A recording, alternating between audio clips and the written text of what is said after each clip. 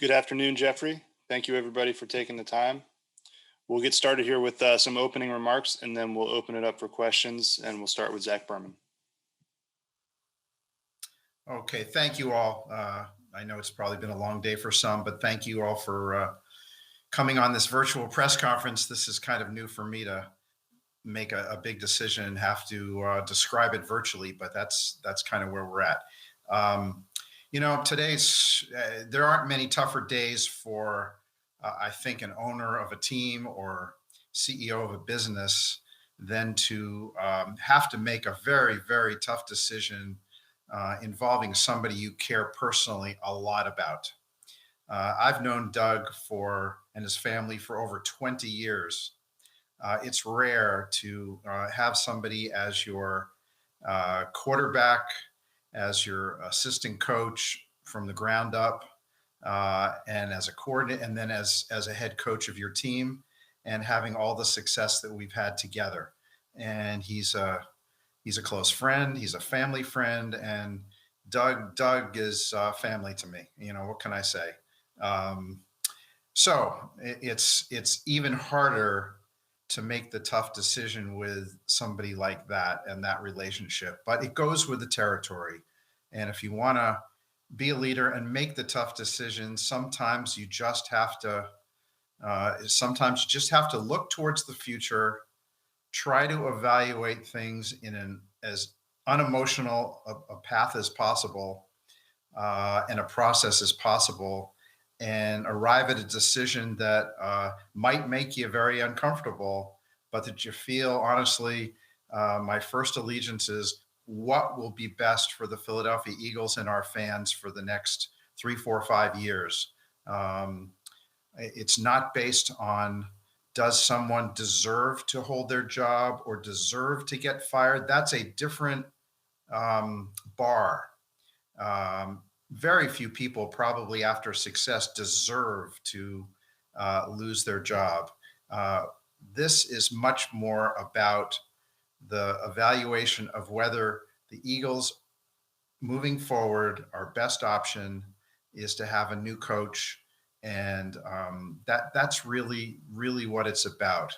It's not about, did Doug deserve to be let go? No, he did not deserve to be let go. That's not where I'm coming from, and that's not the bar in the evaluation process. I just want to reiterate, so grateful we all are in Philadelphia, Eagles fans around the world, to the success we've had over the last 5 years, winning Super Bowl 52, the camaraderie in the building that we've had, the collaboration in the building we've had. It's awfully nice as an owner to have the football operations and the football coaching and virtually, all the employees, and just a general culture of both success and collaboration and professionalism. And Doug has represented that every single day. And this was a difficult year on many, many levels, disappointing in its results. And I feel particularly bad that I was really hoping the Eagles could be that beacon of light during this difficult 2020. And I'm glad the NFL has been able to play all of our games. That's been a huge, huge plus. But I wanted the Eagles so badly to uplift our fans and not create more stress. And I think we've not accomplished that this year. And it's been a disappointing season. But, going forward, again, you have to make tough decisions. And after talking to Doug again today, it just felt that the path forward was best for us to part ways. And I actually think it's better for both the organization and for Doug. And I really, really expect him to be a successful head coach in this league. And it wouldn't surprise me in the slightest if he is on another NFL team later this week. And I'm certainly there for any owner that wants to talk about hiring Doug, because I will be, a major fan. That being said, sometimes you have to make the tough decisions on prognosticating the future. And that's what this was about. So happy to answer any questions. So I'm sorry for that long-winded statement. It wasn't planned. It's impromptu, but I feel really, it's a tough day for me personally, honestly. Okay, we'll open Happy it to up to answer any questions here. questions. We'll get started with Zach Berman and then Paul Domovich. Hi, Jeffrey. As you evaluated this, how do you weigh the coaching versus personnel in determining the problem with the state of the team? And how do you evaluate the job Howie has done building the roster? So I think basically my process is I evaluate every aspect of the franchise, every aspect, and evaluate the coaching, evaluate the personnel, evaluate the architecture of building the roster, and where I think we're at. And I'm just being kind of direct with all of you, and it's something it's hard to talk about during the season, but I think where we're at is we made a lot of decisions to try to accomplish bringing the first Lombardi Trophy to Philadelphia. And that started in 2016, but it continued into 2017. And certainly afterwards, if there were significant, I would say, strategic mistakes, they were made in the name of trying to hold the band together, kind of bring back the band together. There was a lot of short-term decision-making and allocation of resources that gave us probably a slightly better chance to go back to the Super Bowl in 2018 and 2019. Again, we were probably, without focusing on one person, an Alshon reception from getting back to the championship game the next season. And 2019 back in the playoffs, and our quarterback got hurt. So I think we gained from the short-term decision-making, but there was no stage where we weren't aware that a lot of those decisions and resource allocations and the lack of volume of draft picks wasn't eventually going to create a real trough, a real transition period. And I think that's what we're in. We're in a real transition period, and it's not unlike 2016. I mean, we've got to retrench and rededicate and allocate resources to what can make us the best possible team in the midterm and the long term, and hopefully compete in the short term, just because I think we can. But honestly, that's really where we're at. And I have real confidence that our football operations, led by Howie, can not only repeat the performance of 2016 until now, and once again create a dominant football team that can really maximize every aspects of its potential. And that's, I think that's the transition period we're in. Paul, and then Dave Zangaro. Yeah, Jeff, in an earlier statement you guys put out, you mentioned that you and Doug had talked about the collective vision, what the collective vision of the franchise would look like going forward. Obviously, it didn't coincide. How much of that had to do with the structure and makeup of his coaching staff? Right. I would say the difference in vision, Damo, is much more about where we're at as a franchise. So, as I said, we're at that point. It's a transition point, and we've got to get younger. We've got to have a lot more volume of draft picks. We've got to accumulate as much talent as we possibly can that is going to work in the long run, with a focus on the midterm and the long term, and not on how to maximize 2021. And it's almost not fair to Doug, because his vision has to be, what can I do to fix this right away? And what coaches can I, have that can help me get to a smoother 2021? My vision is much more, how can we get back to the success we've had and what we're used to in the next, 2, 3, 4, 5 years? And so it's not a difference of opinion, it's a difference of where we're both at. And I really feel it's, it was in both of our interests to proceed on our own sort of paths that way. Go ahead, Dave, and then Tim McManus. Hi, Jeff. You spoke to the confidence you have in football operations led by Howie. Why do you feel confident in Howie, and do you feel like he's been held accountable for some of the mistakes he has made over the last few years? So, Dave, I think that there's several reasons I have confidence in our football operations. First of all, is the people that he surrounds himself with. We're only as good as the people we surround ourselves with. You know, it's easy to talk about the quarterback and the head coach and the GM, but honestly, we're a product of those that surround us. And I see the people that Howie has attracted to our organization. I think the last two major GM searches have all been rating our organization for whether it's Joe Douglas or Andrew Berry. He then, we have about 5 people in our organization that right now I could project that will be general managers in this league. And he continually replenishes, whether it's a John Dorsey or Jeremiah Washburn, or, the list goes on. I don't want to leave anybody out, but we have a real strong nucleus with Andy Weidel, Ian Cunningham, Catherine Raish, Brandon Brown. One of the jobs of the general manager is to attract really good people and executives around him, because it's not meant for one person. There's mistakes, but what I have to look at is the process, and I have to look at the performance over time, but most importantly, I have to look at the process.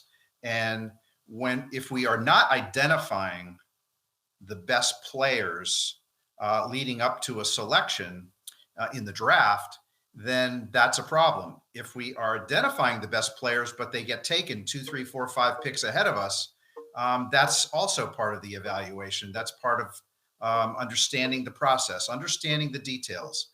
And so I always have to make the tough decision of what are we getting it right? Where are we getting it wrong? Where are the decisions being made that may cause us to, once we didn't get the 3 players that we really wanted right there, they just got taken, what's caused that next selection that may not be been maximized? So, but in terms of every level of the football operation, I am really confident of where we're at, and I don't see any reason why we're not going to return to preeminence with more midterm and long-term decision making. We'll go to Tim McManus and then Jeff McLean.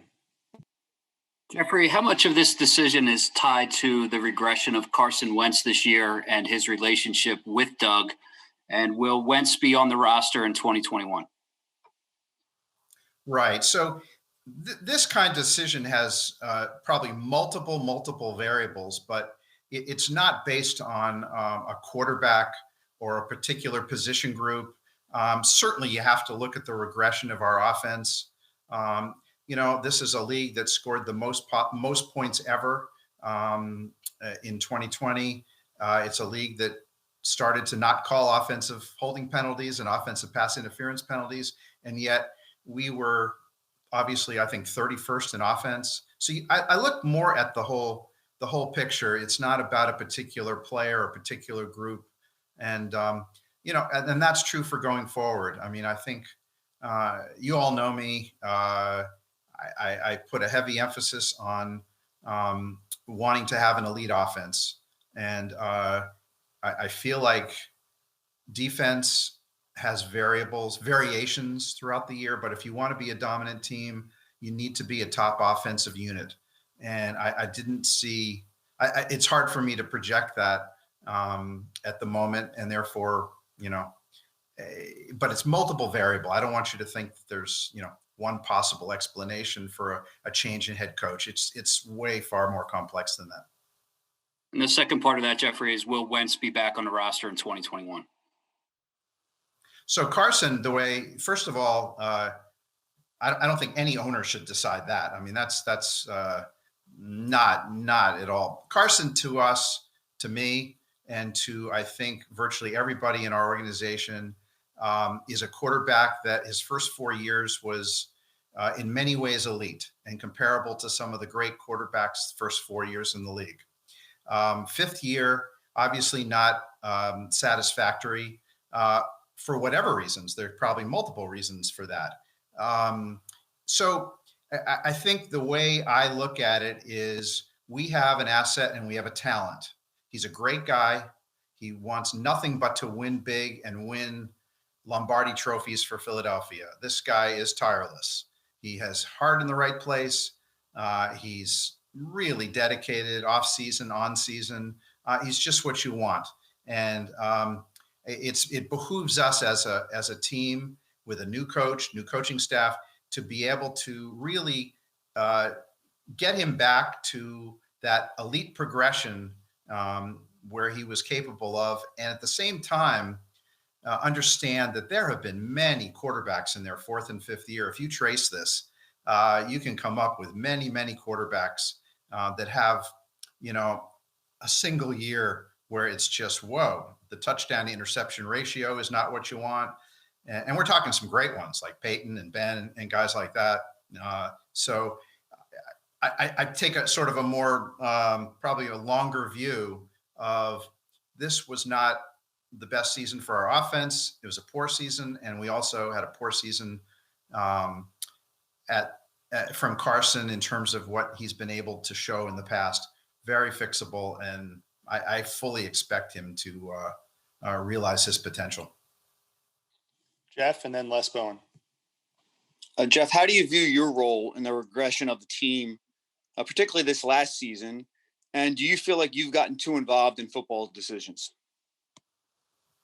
I would say my involvement's been the same for about 25 years. I think that what I tend to do is to ask a lot of questions and to understand where we're coming from strategically and performance-wise. And it's stood us in a good way because it's allowed me to transition when we've needed to, make coaching decisions that have worked out, at least often in the short run or long run, and allowed us to be able to have a finger on the pulse of what could take place. When we have a bad season, I look at myself as much as I look at anybody else. But I think we have a great infrastructure. I think we've got good people all throughout the building. And it's the same, a lot of the same people that built the championship team. And, I think our track record of in the last 20 years, how many NFC East titles, playoff appearances, and appearances in the NFC Championship game, those are some of the metrics I look at. And I'll compare our record with almost anybody. So I think the involvement's good. You never want to be too involved. You never want to micromanage. And I'm very, very sensitive to that. You got to trust the people around you and first bring in the right people around you and then trust them. Les, and then Mike Garofolo. Hi, Jeffrey. I think we all understand the things that were done to win the Super Bowl and to try to be competitive in the next couple of years. But nonetheless, the draft picks you have had during that time and some of the free agent signings you have made during that time have not been very good. The drafts in particular, there have been some really notable failures. If you do have all these great people and personnel, and if Howie really is doing such a great job, then why is that?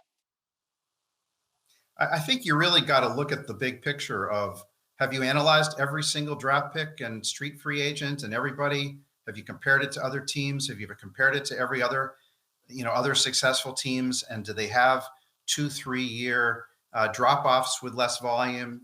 Are the picks that you're talking about seen in the long run or just in a one year period? There's a lot to look at there. I'm not disagreeing with anything. I'm just saying you got to really look at it. Seattle, you take whichever organization you want and look at it over a multi-year period. You're going to see highs and lows of drafting. You're going to see highs and lows of free agent acquisition, and you're going to have to make your own determination of, do they have the right people in the building? Is that 2 years of not having good first round picks? Is that related to the people in the building? Or is that because the two players that they actually were going to draft got taken just before, and they're all pro players in the league? What you got to be much more. I have to be much more in depth and complex about the analysis. Luckily for me, I sit there and I get to see exactly what took place and takes place.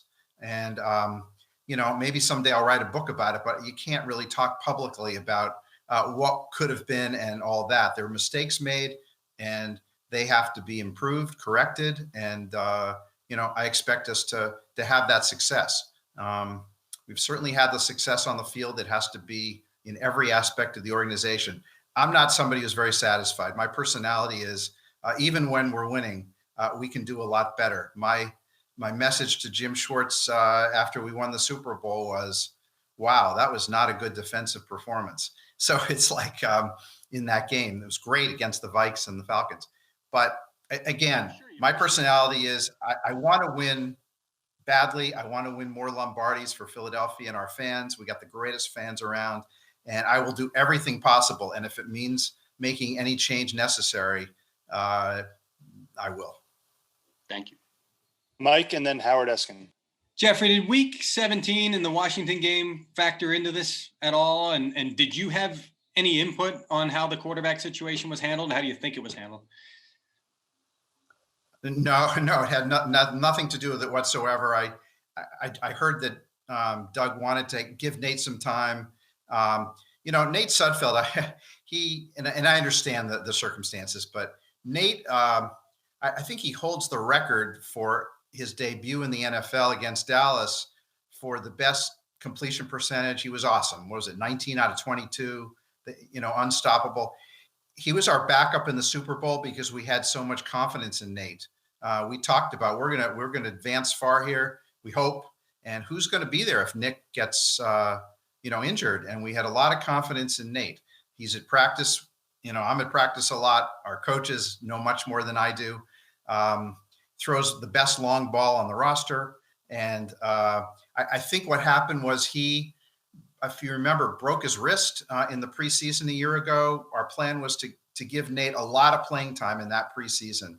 The whole idea was to establish, is Nate our long-term backup? Is he a potential starter in the league? How good is Nate? Because he's good. He's awfully good at practice.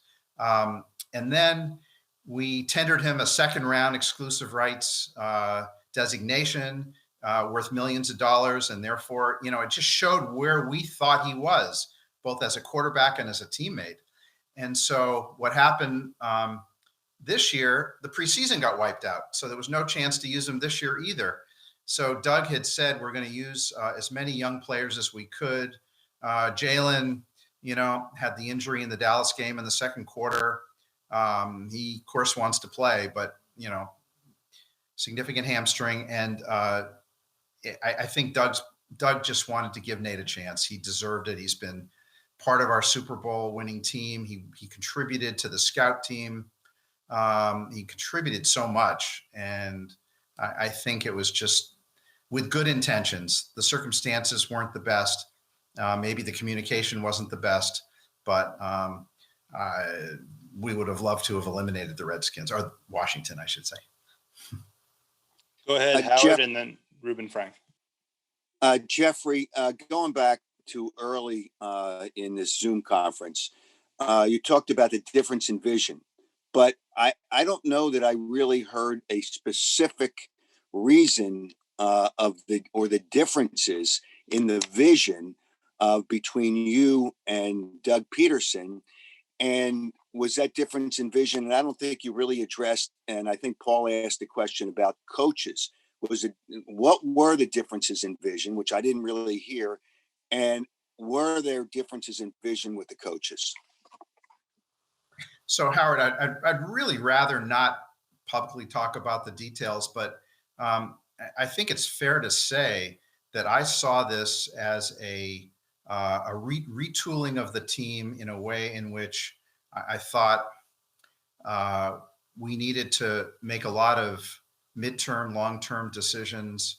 And that also had to do with coaches. How would we best set ourselves up for success 2-3 years down the road.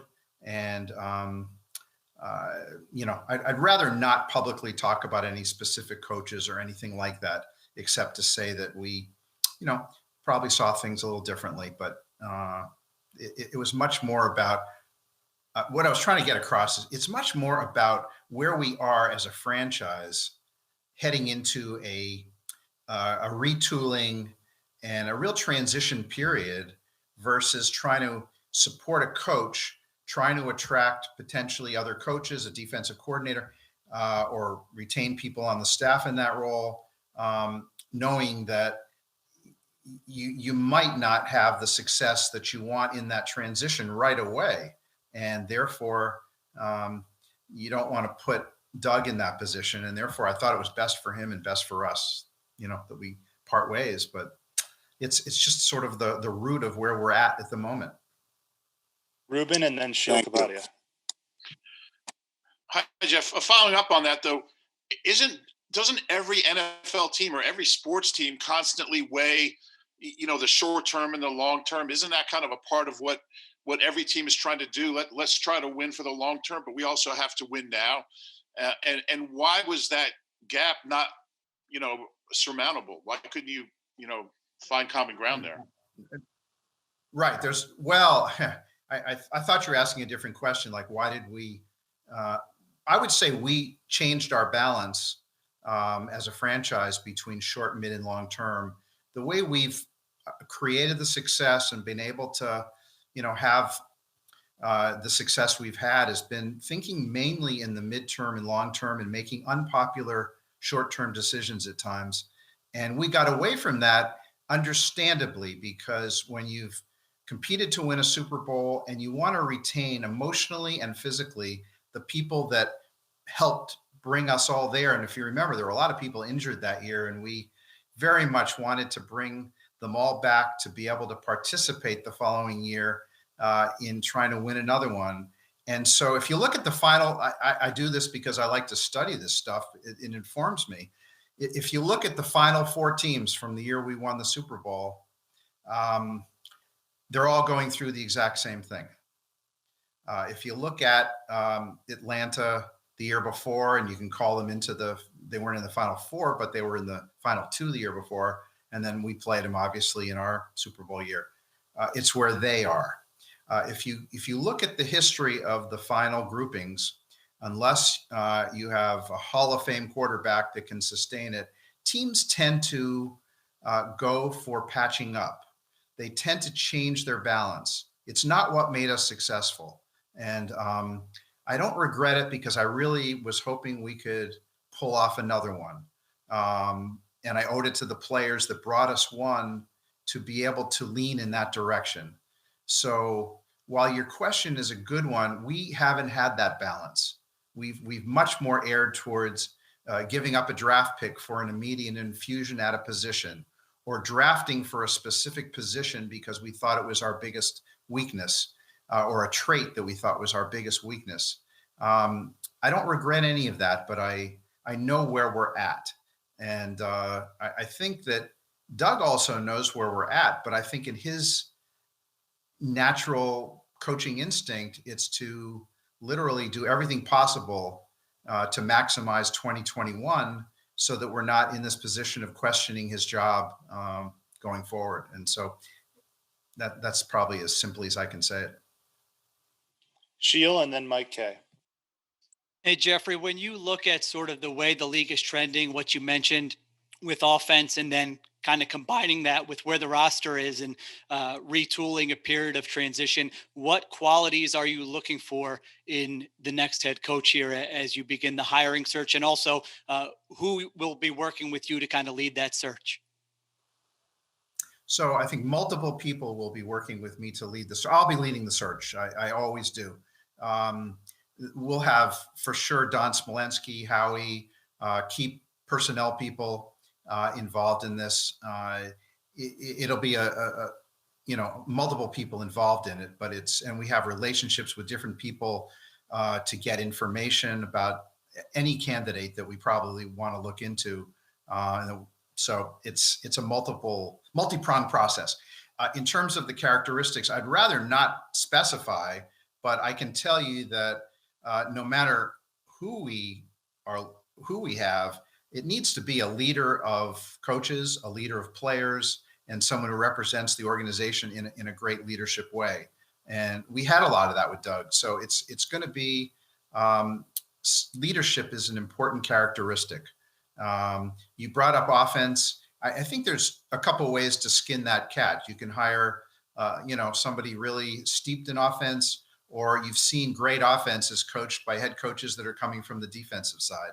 So I don't think there's any predilection for one over the other, but I do think somebody that is constantly curious of where the league is headed and what you need to do to have really good units. And again, without a really good elite offense, I tend to err on that side, but not that side of the ball for head coach. Doesn't matter. Mike, and then Rob Motti. Jeffrey, it's been a while since you've had a minority in the head coaching position or a coordinator position. How will that factor into your search? And also, will you consider anybody currently on the staff for the position? Yeah, really good questions. So yes, I think that we are very open, and it's top of mind to make sure we have some of the best minority candidates in on the search. It's very important, I think, for us, for the league, and it's top of mind. I would expect Deuce Staley to be a candidate. He's a great representative of the Eagles and knows our values, and I would expect him to be part of the search as well. But great question, because I've never hesitated in this area. Obviously, I've hired an African-American as a head coach, and proud of it, and because he was the right man for the job at the time. And there's plenty of possible candidates in this area. Rob, and then Bo Wolf. Jeffrey, Eagles fans are very passionate. You know that. The overwhelming feeling, the overwhelming sentiment among fans is that the biggest problem with this team has been talent evaluation. Now, based on some of your responses when we've asked about Howie, it seems you don't agree with that. But when you look at the draft record, it's been poor. When you look at one Pro Bowl player drafted in the last 7 years, how do you feel about that aspect of it? Because it's not that difficult to make a Pro Bowl.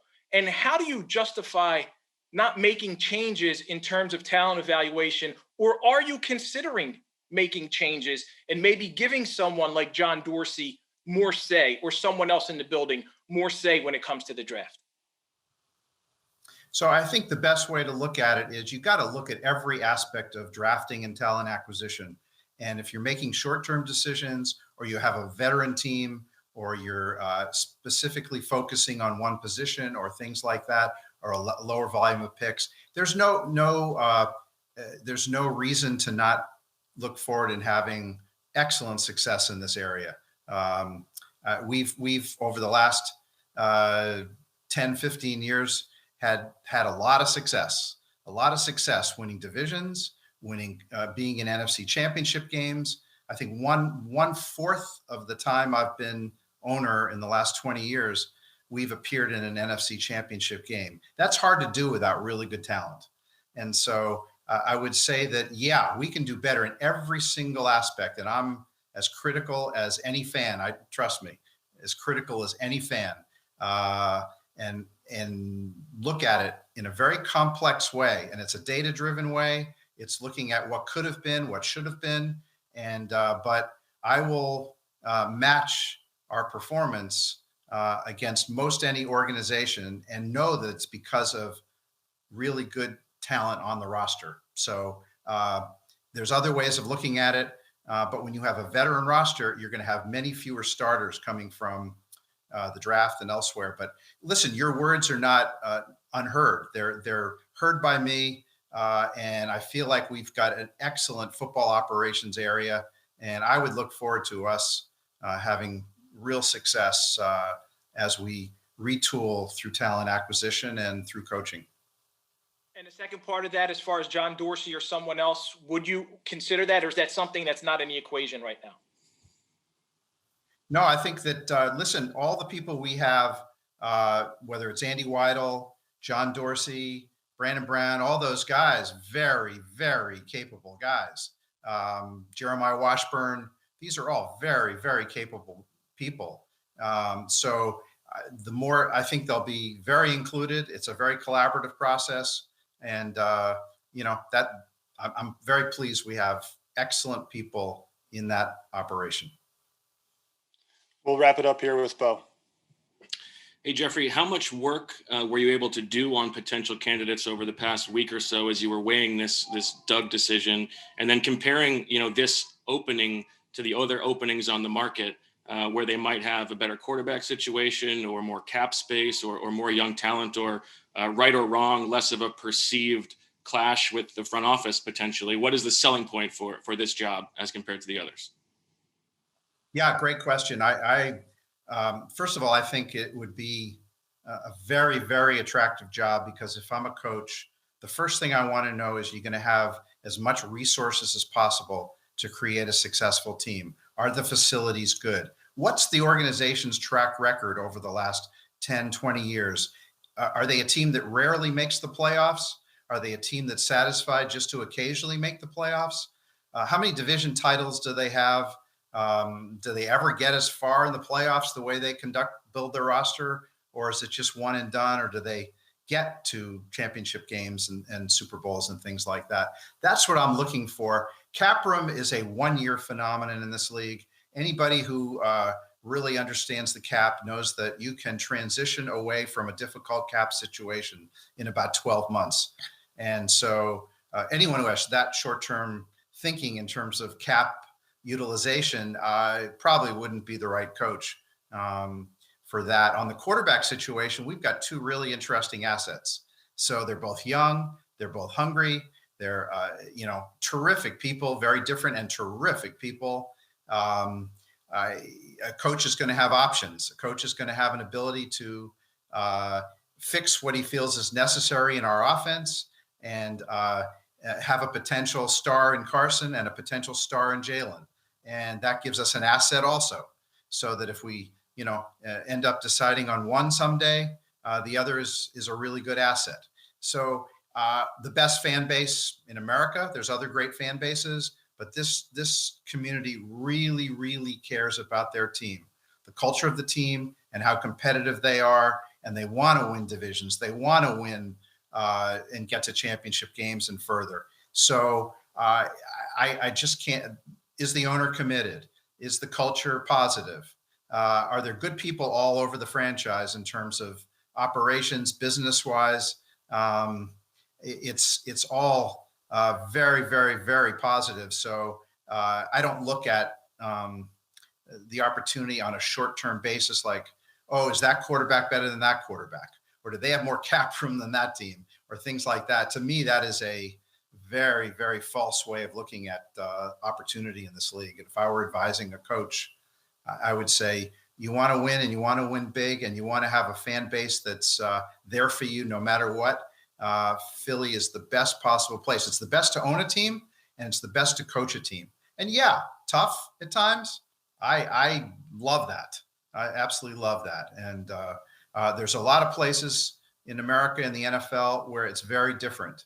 And they haven't had the win. They haven't had the performance of their organization. They haven't necessarily had the full commitment and the resources that are almost unlimited in terms of what we devote to football. So I look forward to, having that conversation. We've always had it. We've never had a problem attracting anybody.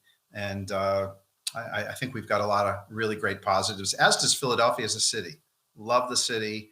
I think it's just one of the real underrated cities in America. And you can't underrate that. That's just, you devote your life to football. You're in the place you're in. And Philly is a great place to be, to coach, to live, to have great schools, great hospitals. So it's kind of a win-win-win-win. And how much were you surveying the scene of potential candidates over the past week as you evaluated Doug?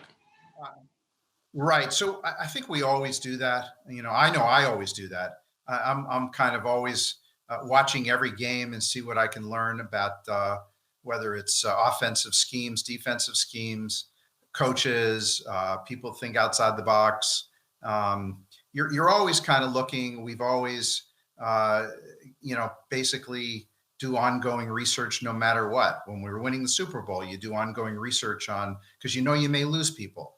So we didn't know we were going to lose Frank Reich, but suddenly happened when Josh turned that job down and set off a whole, so you have to be aware. You have to always have your plan ahead that you can go forward with. So there's a lot of good candidates out there.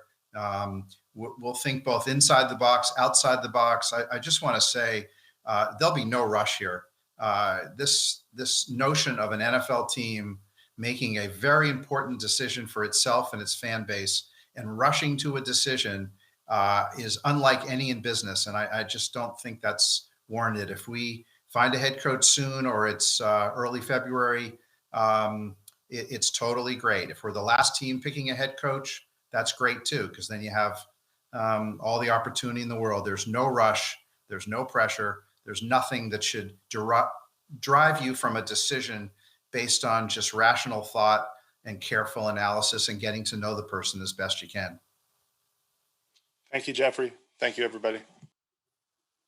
Thanks, everybody. Appreciate it.